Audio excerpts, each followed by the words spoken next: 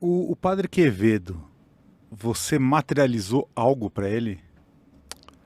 Sim. E, mas isso é complexo, assim. Ele já não está mais aqui. Vou contar de um grande amigo, mas sim, materializei. E ele usava. E tem outro padre que é muito amigo meu, que ele usa uma cruz papal, que nós estávamos no restaurante aqui nos Jardins. Eu conheci ele no dia. Ele estava falando que o mentor dele era Santo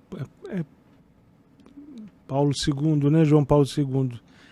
Eu fui na interdimensionalidade e só vi o cajado batendo.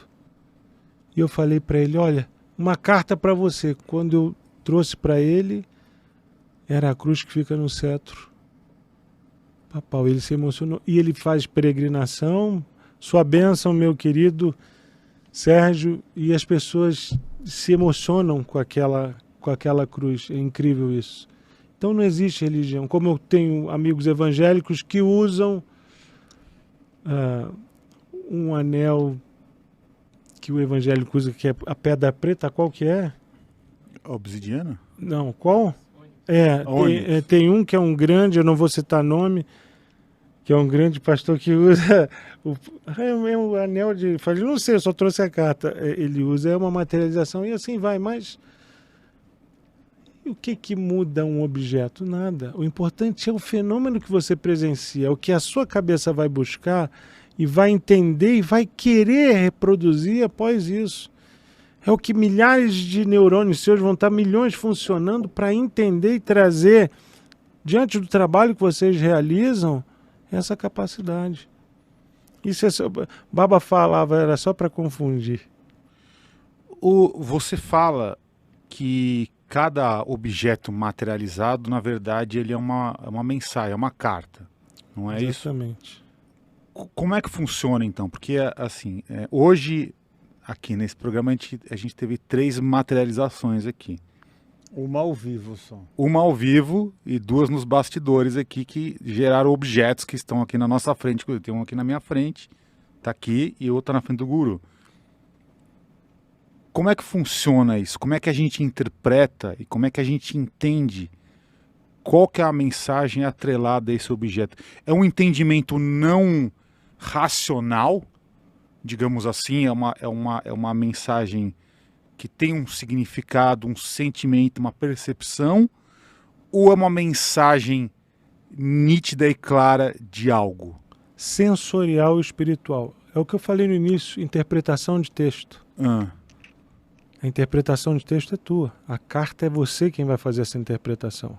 Uhum. Então, por exemplo, o dele, ele sabe, a gente estava falando da Índia, do turbante, ele sabe o que isso toca ou expande nele. Esse Egito aqui, ele sabe o que você está pensando, que viagem, quando você vai fazer a tua viagem para o Egito, o que vocês vão fazer no Egito. Isso é você que está construindo, isso é você que vai entender.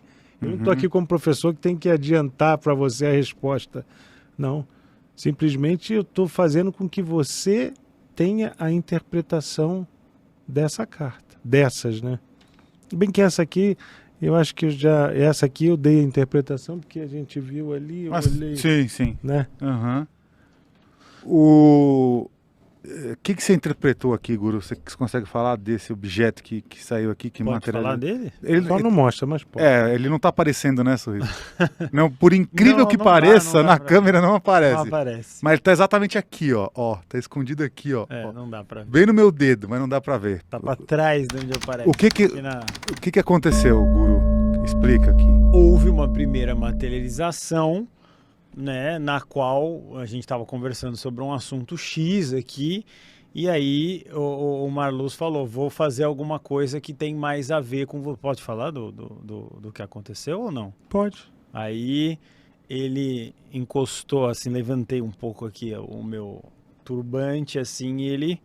meio que como se fosse uma, assim, na hora me remeteu como se fosse uma brincadeira de criança, sabe o que você faz com criança, assim, vou tirar um negócio do teu ouvido, sai um qualquer coisa assim, e saiu da minha testa um negócio que eu não posso falar o que é, mas foi interessantíssimo, eu nunca vi nada igual. Você vê que é bonito que vai fazendo e... né? Exatamente. E assim, sendo bem sincero, se fosse um truque mangas longas, assim, eu sei lá, eu tava bem perto e bem vendo, não foi nada... Eu sei lá, é um fenômeno, eu não sei explicar, realmente. E o que você interpreta da carta? Sim, tem tudo a ver com o que eu acho, com o que eu sinto, com o que eu apresento, que sou eu aqui, e com que algumas pessoas que têm maior capacidade do que eu já falaram para mim. Porque o que começou como um guru de brincadeira vai se transformando numa realidade. Um personagem inicialmente. Mas por que esse personagem veio? Não à toa. Só bota mais pertinho um pouco. Mais pertinho?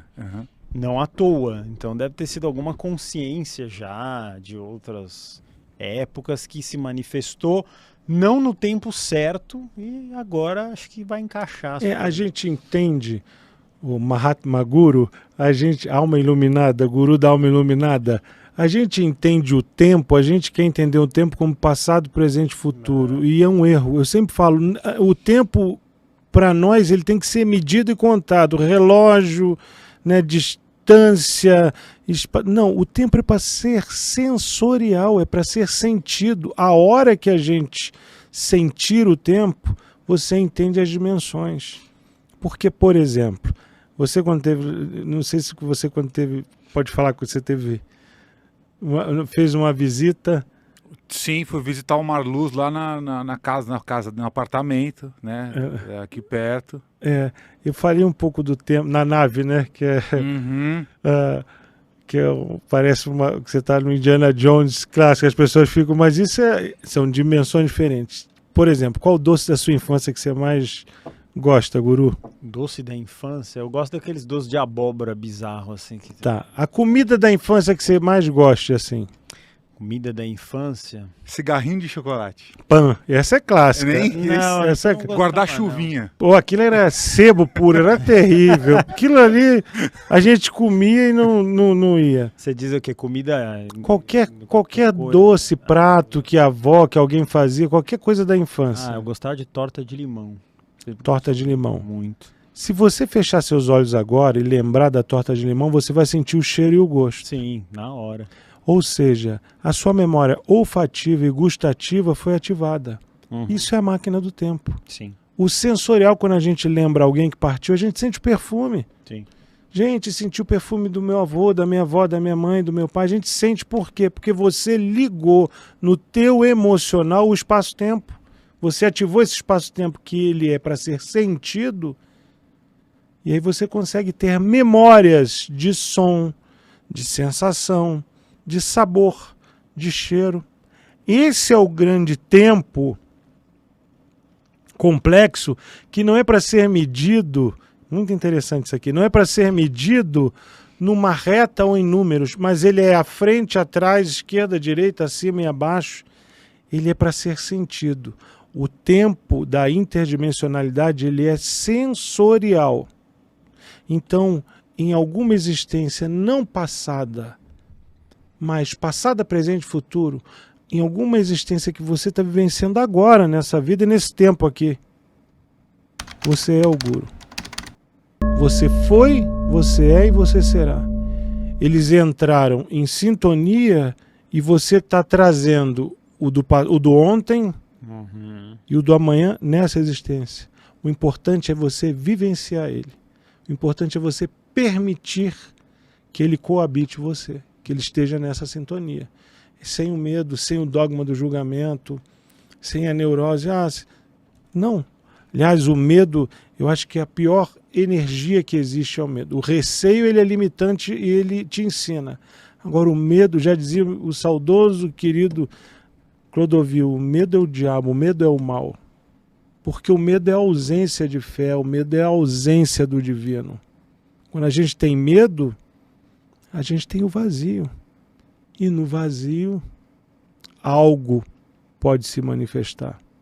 O medo de um país ser maior que o outro atomicamente é que gera guerra. O medo, sempre o medo ele gera um vazio que é destrutivo. Você vê na pandemia, o medo que causou na pandemia, não foi nem o Covid, mas o medo, ele foi altamente destrutivo. Ele foi um medo que gerou guerra, gerou discórdia, gerou disputa, gerou divisão. E atenção, pessoas que vivem essa unidade, vocês que estão aqui nos ouvindo, buscadores, nada que é dividido é perfeito, nada que é dividido consegue se manter. Eu sou um corpo humano, eu tenho 2 braços, 2 pernas, eu funciono com a minha mão esquerda e minha mão direita. Então é momento, em vez de haver uma divisão política, social, religiosa, é de se abraçar, é de ser unidade. Todos somos filhos do Criador, Deus, deusa, essência, todos somos um. O ser humano tem que acordar nessa transição da ampulheta, como eu falei, para parar essa divisão, para entender que essa divisão é a destruição, e se a gente tiver consciência, ou pessoas como vocês realizarem esse trabalho de unidade, há esperanças. Enquanto existirem semeadores, curadores como vocês, há esperanças. Agora, se as pessoas não aproveitarem isso, é complicado. Essa chuva que a gente teve aqui no litoral, esse terremoto da Turquia, eu não sou nada trágico, eu consigo ir entre dimensões e tempo, mas isso é só o começo. Mês de março vai ser complexo de chuvas, temos que ter preparo, tem que o governo federal com o governo de São Paulo, com o prefeito, tem que se unir realmente para salvaguardar a nossa região litorânea, porque ainda vai chover muito mais.